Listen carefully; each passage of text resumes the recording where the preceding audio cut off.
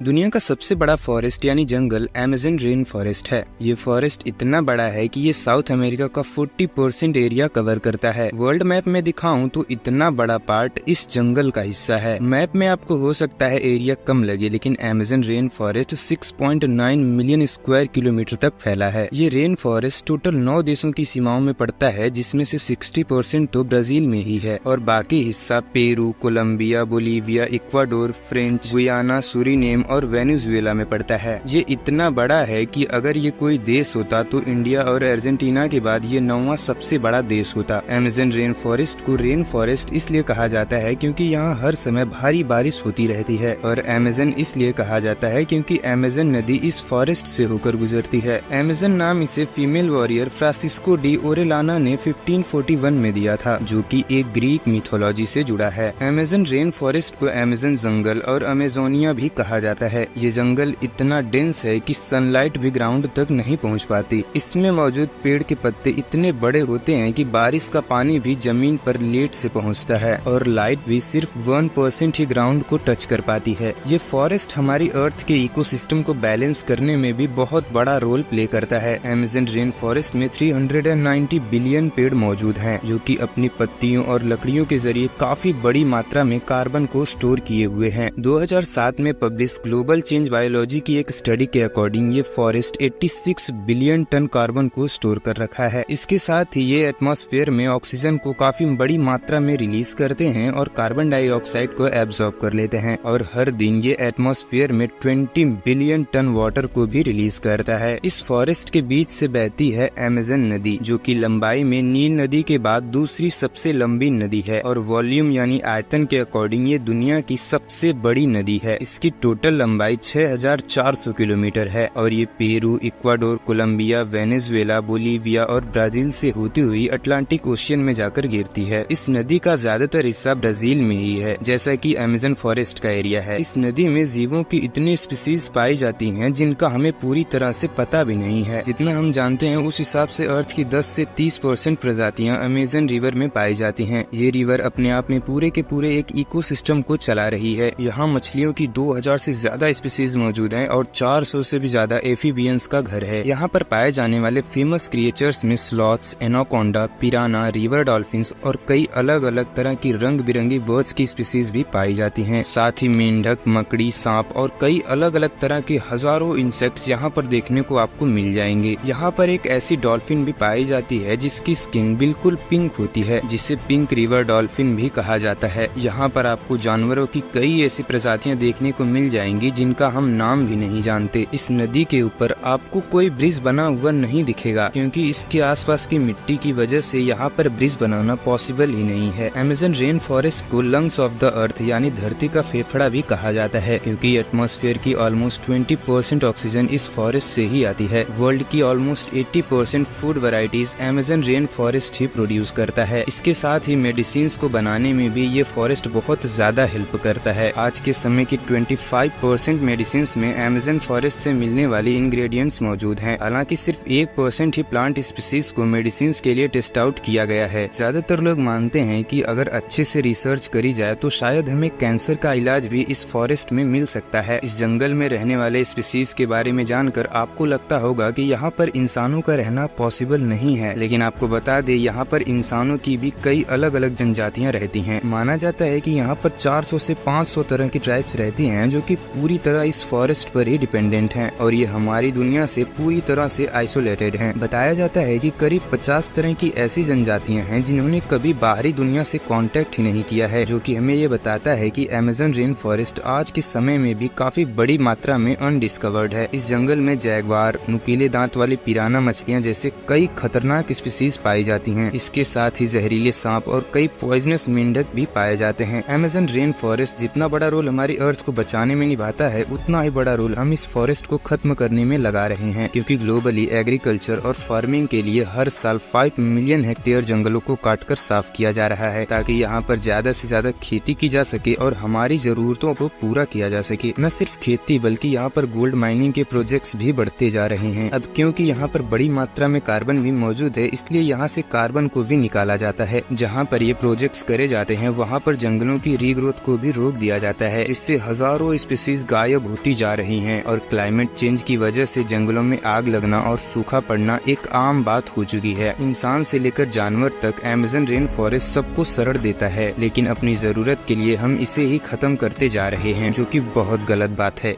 उम्मीद है आपको यह वीडियो पसंद आई होगी। अंत तक देखने के लिए बहुत